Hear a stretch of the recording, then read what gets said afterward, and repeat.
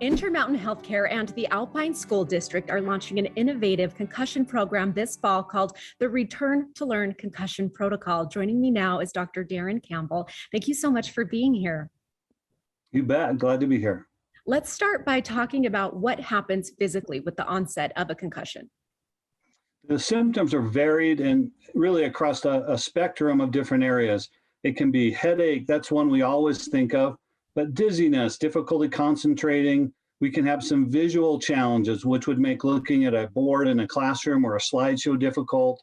We can have some vestibular challenges that make walking through classrooms sometimes difficult.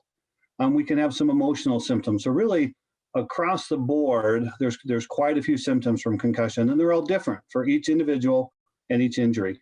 And symptoms can be like having a short-term learning disability, which is why it's so important to tailor the education at the time that this happens to a student. So the Return to Learn Concussion Protocol, tell me how this all came to be.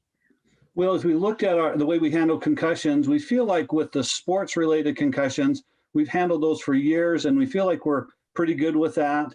But we felt like maybe we're missing out on a lot of injuries that affect students in the classroom. And for non-athletes, that's such an important place. And so we started to look at how can we be better at taking care of those folks in the classroom.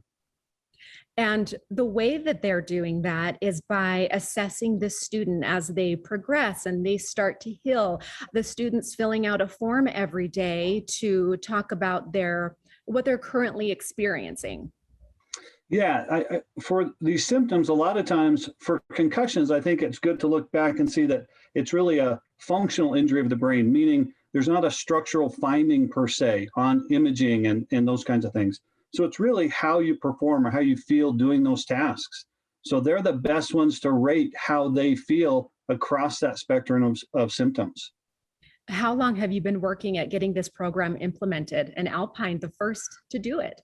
Yeah, so it's been a while. It's been a few years trying to bring this up and get some school districts to say, hey, here's our part, we can really help.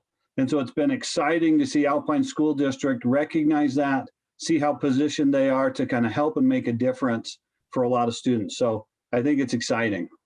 Setting up students to succeed, whether it's a sports related injury or an accident that they've sustained, such important work that you are doing. Doctor, will you tell us where we can go to find out more information? So much to learn about it.